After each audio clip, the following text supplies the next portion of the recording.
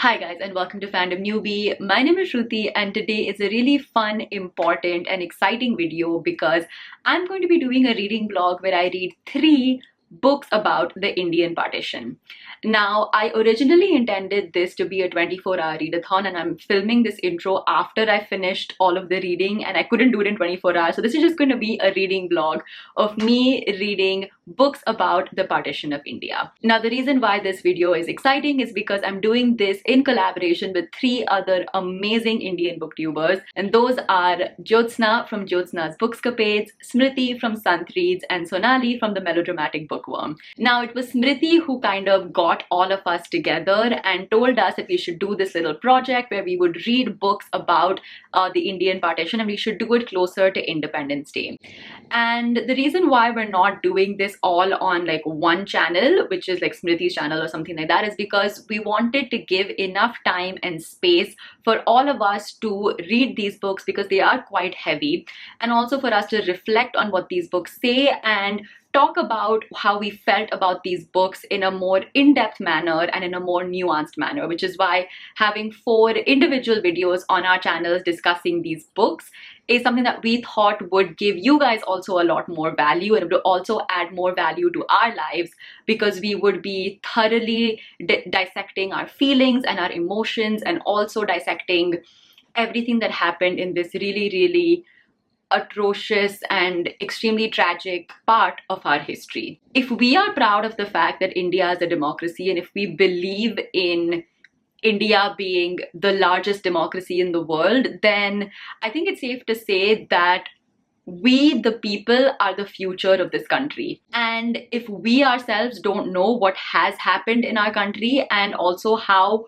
what has happened in our past is affecting what is happening in our country right now and also how it could affect future generations, then the future is lost. So I feel that the best thing that you can do this Independence Day is to educate yourself about the history of our country, to educate yourself about what happened, to read different perspectives from different people about the history of our country, and to form an opinion for yourself about what you think and what you believe, and also about just knowing the facts of what really happened in our country. And I think that's very important. Beyond what they teach you in school, beyond textbooks, beyond everything, it is important to read all of these books. The books that we are reading, so Smriti and Jyotsna are reading non-fiction books. Sonali is reading a mixture of fiction and non-fiction books, whereas I'm reading only fiction books. And lastly, the last thing that I want to talk about before I jump into the video, I'm sorry this intro is very long, but it's also very important.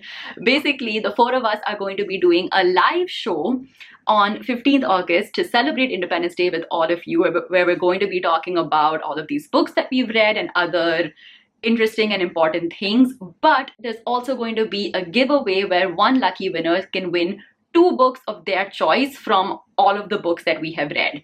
And for that lucky winner to win the 2 books of their choice from all of these amazing partition literature books is that they're going to answer a quiz, and the answers to that quiz that we're going to do in the giveaway is going to be about facts that we mention in our videos. So make sure that you watch this video right till the end and watch Smriti's and Jyotsna's and Sonali's video as well, because by watching the video and really listening to what we have to say, you could stand a chance to win 2 amazing books about this time in our country's history. So watch till the end, watch all of their videos. I'll be linking everything in the description, and I will see you guys on 15th August in the live show, which will be on Smriti's channel. So yes, that is it for the intro. Now let's jump straight into the video.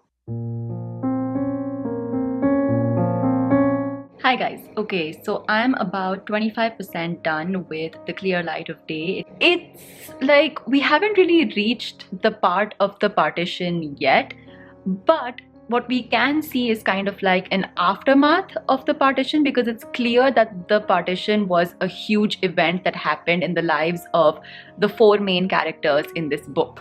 So the 4 main characters are actually 4 siblings who grew up in Old Delhi. So you have Tara, who is married and lives abroad with her husband. You have Bimla and Baba, who are the two siblings that still live in Old Delhi in the old family bungalow. And you have Raja, who is the oldest of the siblings, who is married and lives in Hyderabad. Now, the story kicks off with Tara basically coming back to visit her siblings in Old Delhi. And now we've come to the part where I think we'll see exactly what happens during the partition to their family, especially, and especially to the lives of these four siblings. And we'll kind of see how it has affected them. Okay, so I'm about halfway done with the book right now, and I have thoughts. So firstly, Anita Desai's writing is really, really good. It is very pretty, it is very poetic, and she just has a great way of describing settings and describing atmosphere that really transports you to the place in which the story is set. And she does a really great job of setting the atmosphere and setting the tone in an extremely poetic way. There are also a lot of themes of music and poetry that are running through this book, and the way she describes them is also really good. So her writing style is very, very good. No complaints there. But what I am a little bit confused about is why Anita Desai chose the era of the Partition of India for this story. Because to me, like, you're made to believe as if the Partition of India would have a huge effect on the lives of the main characters in this book, but till now, nothing has happened. Like, I mean, the backdrop is the Partition of India, and there are a few lines here and there which mention things like angry mobs that are causing riots, refugee camps being set up for people who are coming in from Pakistan. Those lines are there, but they are very few and very sporadically placed in the book, that it's just like, why is this set during the Partition of India when there is not a direct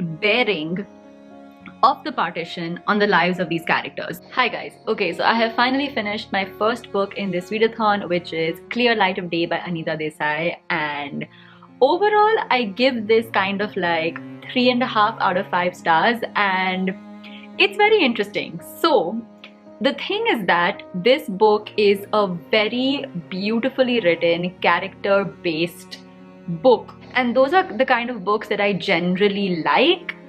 But because it was set during this extremely important time in history, I just expected so much more out of this book in terms of giving insight into what it was like living in Old Delhi during this time, which unfortunately this book didn't deliver. It was so microscopically focused into the lives of these characters, which are really fleshed out and well developed and very well written.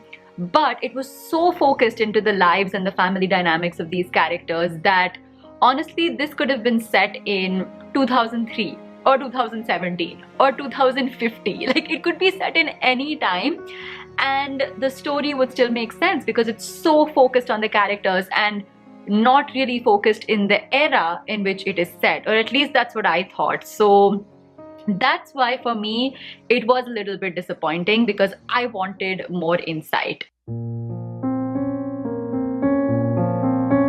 Okay, so I'm 30% into Train to Pakistan, and already there are a few things that I need to talk about.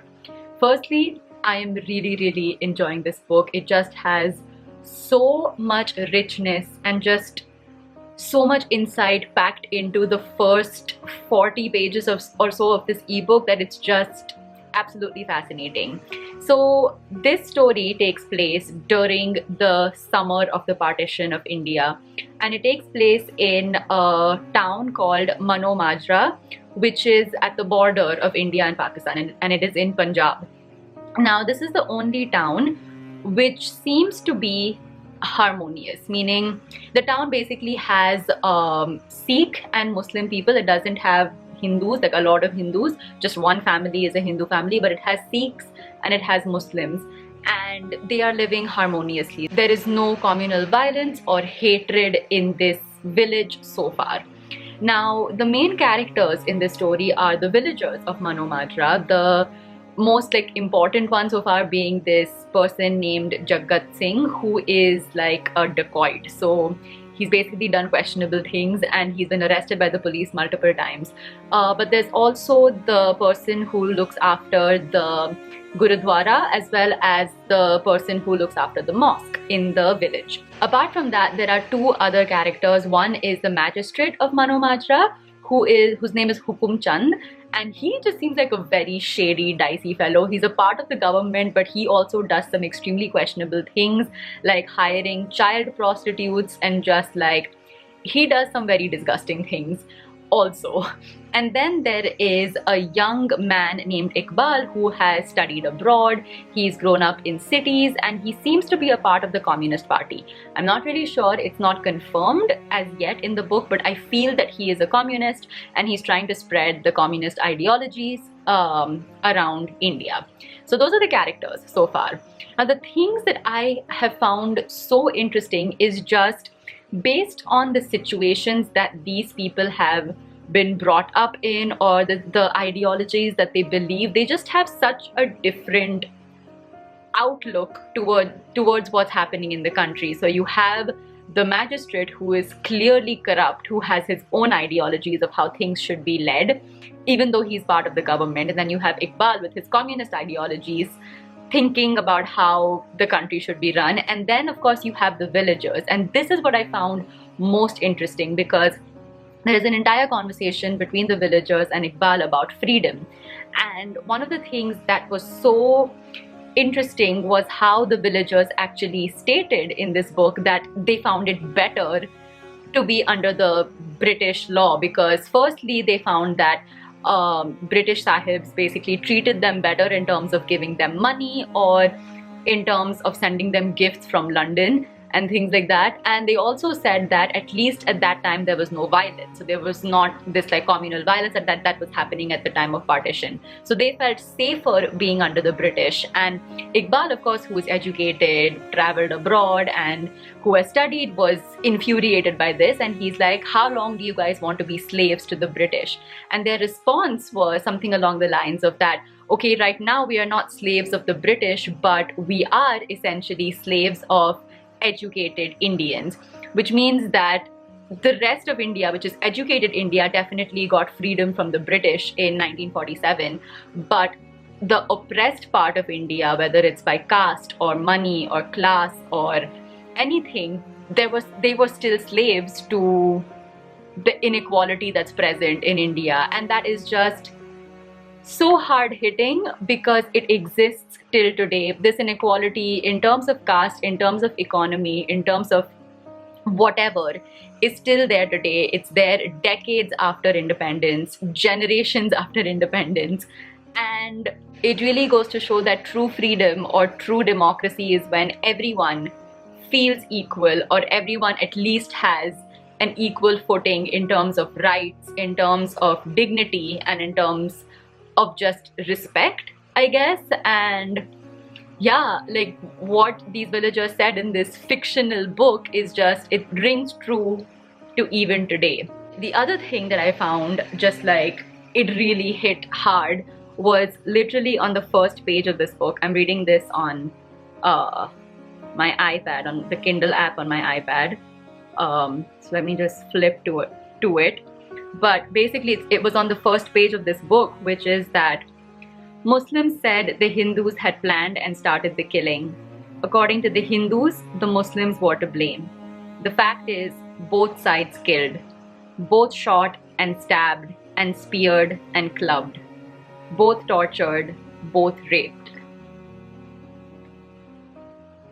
By the summer of 1947, when the creation of the new state of Pakistan was formally announced, 10 million people, Muslims and Hindus and Sikhs, were in flight. By the time the monsoon broke, almost 1 million of them were dead. And that just gave me goosebumps. Like, just to think of what must have happened in that time, the amount of lives that were lost is just heartbreaking. And the fact that schools and the history that's taught in schools, or at least the history that was taught to me, just glosses over this, and the fact that we're not taught in schools about the significance and just the amount of human lives lost is heartbreaking, because I didn't know. Like, we know the number of Jews that died in the Holocaust because that number is said constantly in history, in museums, wherever you go in the world, Holocaust museums all around Europe. But we don't know the things that happen in our own country. There's not enough like museums that talk about this. There's not enough knowledge or anything widespread that talks about just the amount of lives that were lost during this time, and it's just heartbreaking. Okay, so I just actually did some research to see if there are museums in India that talk about the partition and the atrocities that happened, and apparently a partition museum opened in Amritsar in 2017, so there is one now, which is great. And when I visit Amritsar, I will definitely go here. And also there is a museum that's opening in Delhi, I think this year in 2021. At least it's said that there should be one that's opening in Delhi also, which is amazing. I think that this is really necessary for there to be widespread information about our history, and it's great. I will definitely be visiting these museums whenever I visit these places next.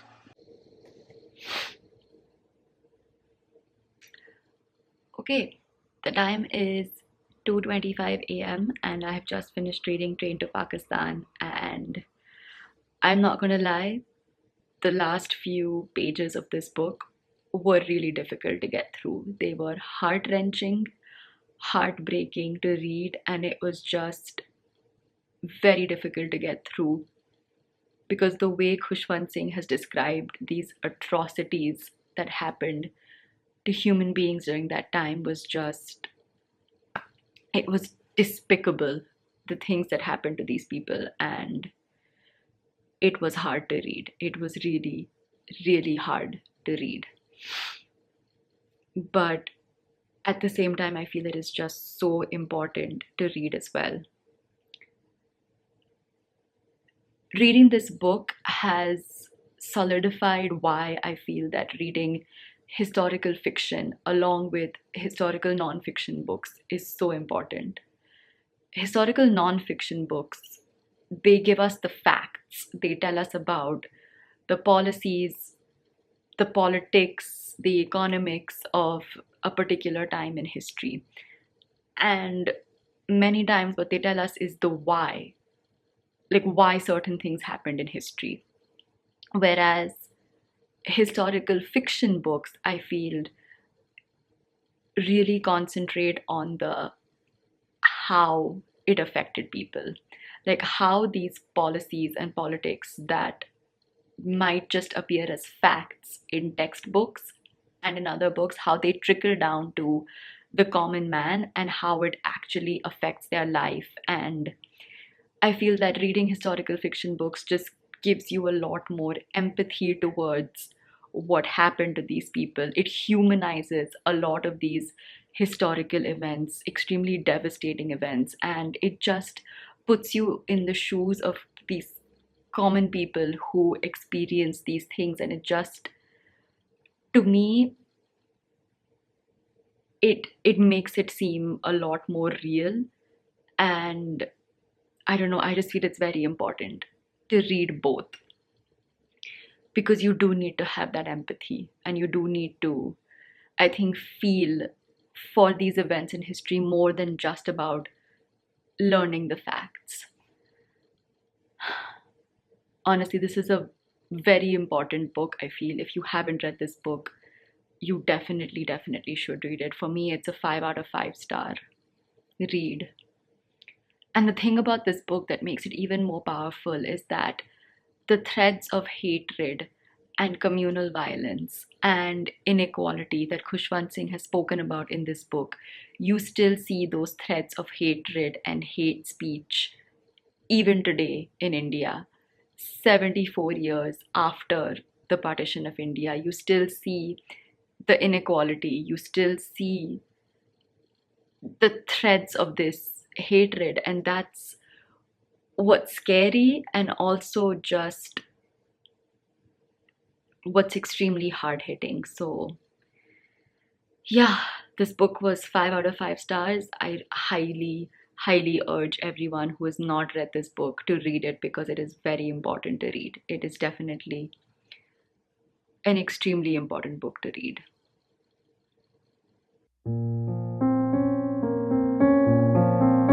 I have just finished reading The Shadow Lions by Amitav Ghosh. This book isn't really about the partition, meaning it's not set during the time of the partition of India, but it does talk about the aftermath of the partition and what it was like living in a post-colonial India after the partition took place. So it talks about themes of displacement, of the communal violence that took place after the partition, as well as what home really meant for the people who were displaced during the partition. Now, the way that this book is told is through the form of stories, and these stories tell us about the lives of two families.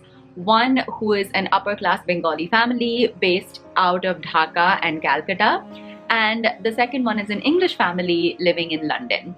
And it talks about how the lives of these families are interconnected, their friendship, their relationships, and just basically it's the story of their lives. And through their lives we see how these families have been affected by war. So in the case of the British family, you have World War II, and also the independence struggle in India and how their lives are affected by that. And for the Bengali family, it is the partition of India. So it is when Bengal was divided into West Bengal and East Pakistan. The interesting thing about the way that the story is narrated is that we have an unnamed narrator who is basically telling us the stories of these people. And the way that Amitav Ghosh is written is like, it's kind of like how we narrate stories. So like when we are narrating particular instances, how we keep jumping forward and backward in time. And you know, like how sometimes memories get muddled, and it's kind of like a stream of consciousness kind of narration when we're actually telling stories. That's kind of like how this book is written, because it keeps jumping forward and backward in the timeline of events that took place for these two families. Everything that happens in this family, whether it happened in their past or in their future, is connected in a beautiful way, and having this non-linear kind of narrative structure just makes the stories feel more impactful, and it also keeps you quite intrigued and engaged during the entire reading experience. And now coming to the main theme that is spoken about in this book, which is basically the futility of borders. And there's a beautiful line where basically Thamma, who is the unnamed narrator's grandmother, is going back to Dhaka, which is the place that she was born, but now Dhaka is a part of East Pakistan, and it basically leads to this entire, not really identity crisis, but this entire thing of what is home then, if now the home that she always remembered, the home where she was born, the home where she has all these memories, and like where she remembers the food and the jewelry that she bought over there, when that home is in a foreign land. And she's flying back to Dhaka, and you know, it's the first time that she's going in an aeroplane, and she asks her son whether she'll actually see the border that divides India and East Pakistan. And the son laughs and is like, no, of course not. What do you expect? It's like a, you know, like in a map where one side is green and one side is scarlet. I think that's what he says.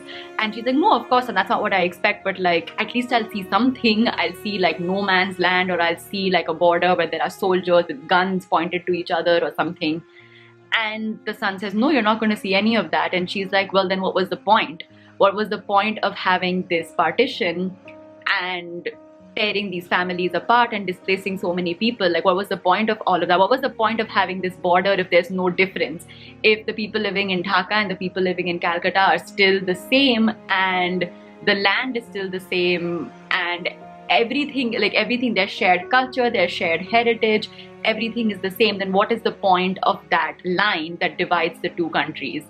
And that is basically the crux of this story, which is like, what is the point of those borders when there was a shared heritage, there was a shared culture, people were living harmoniously, but then you had politics and the different ideologies of a certain group of people that incited this entire thing happening. So it really goes to show you like what you define as your nationality or your patriotism or your place that you call home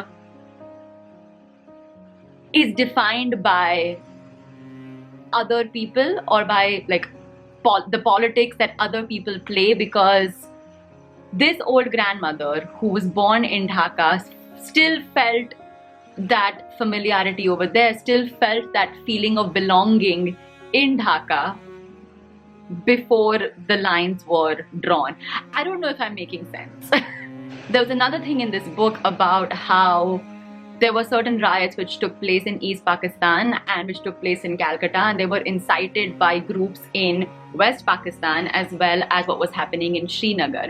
But if you actually go to see distance-wise and maybe even in some cases cultural phenomena-wise, there were places closer to East Pakistan in, say, Burma or China or something like that. But because of the politics that was being played by West Pakistan as well as India in Kashmir, the riots and the violence and the communal violence that was incited in East Pakistan was because of that, whereas they didn't really care about what was happening to, let's say, mosques and Muslims in places that were just a stone's throw away. So it's just like this hatred and everything, like everything about the partition, everything about this hatred that was spewed was because of someone else, whereas we do have a shared humanity, we do have a shared culture that if only we had just seen that, maybe none of this would have happened. That's what I take away from this book, about just the futility of borders. And yeah, it's just something to think about. It's really like I feel like I have to like let this ruminate in my mind a little more. These are just like my thoughts immediately after reading the book, and I'm sure if I maybe read a few more essays written by people, or if I listen to Amitabh Ghosh himself talk about this book, I'll find like deeper meanings. But this is what I took out of it immediately after reading the book, and I feel like it's something to think about. So again, highly encourage you to read The Shadow Lines by Amitabh Ghosh, because I feel like it's very important to think about all these things when, you know, things like patriotism and nationalism are so important to us and our politics right now. So yes, definitely check out The Shadow Lines by Amitabh Ghosh. It's beautifully written. It's a wonderfully written story, and it's extremely hard-hitting again. So yeah, highly recommend. So yeah, that was my video for today. I hope you guys enjoyed it, and I hope you guys have watched it till the end, because like I mentioned before, we are going to be doing a live show on 15th August on Independence Day to talk about all of these books that we've read and also to celebrate Independence Day with all of you. And we are going to be doing a giveaway, and the giveaway is going to be based on a quiz where we'll be talking about different facts that we have mentioned in all of our videos. So definitely check out Smriti, Sonali and Jyotsna's video as well. If you like this video, give it a big fat thumbs up. Leave a comment down below letting me know if you've read any of these books or any other books on India's independence struggle as well as India's history, or just partition books in general that you have read. Please let me know, because I definitely want to read more about our country's history and more about our heritage. So let me know all of your recommendations down in the comment section below.